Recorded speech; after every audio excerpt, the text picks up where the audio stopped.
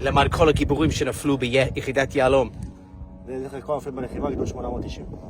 For Purim. Day 151 since the beginning of this war. It's a record. I mean, since the War of Independence. I mean, it's the longest time that we guys have been serving.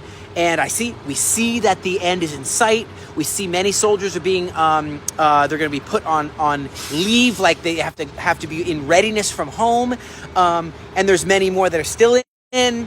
And there's these ceasefire talks, right? And but look around the world, how hard of a season this has been for Israel. You see in the free countries, liberal democracies, democratic countries, you see that there's been a struggle for truth and for the basic principles of the Word of God. There's a struggle. You got to fight for what you believe in and fight for what's right.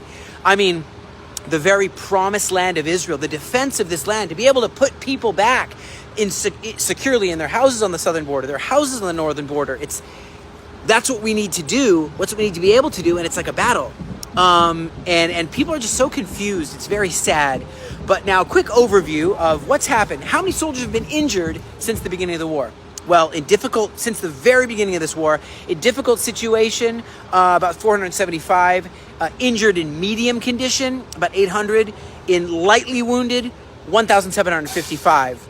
And there's been accidents that have happened, hundreds of people from accidents, crashes. A friend of mine, good friend, they crashed in the middle of Gaza, and you know, it's just been very hard. There's people that we need to visit in hospitals. There's people who have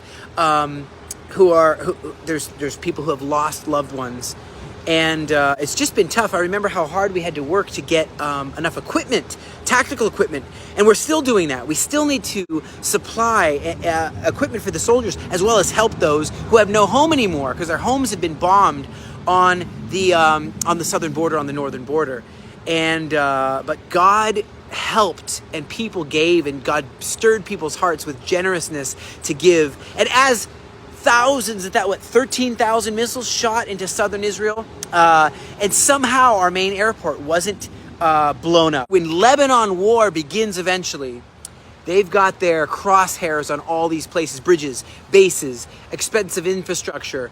But God's angels are guarding this place. And thank God he's given us the wisdom to have an iron dome and a David sling, which can shoot some of these missiles down.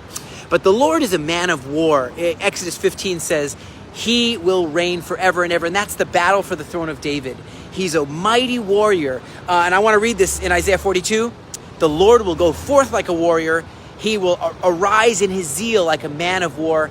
He will utter a shout. Yes, he will raise a war cry. He will prevail against his enemies. And so thank you for standing with us during these times. And as we blow up tunnels, as our guys continue, even when I get released onto leave and readiness from home until the end of March, readiness and to be called up at any time, my guys are still in there in Yahalom blowing up tunnels. And so pray for their protection and pray for the victory of God in this time.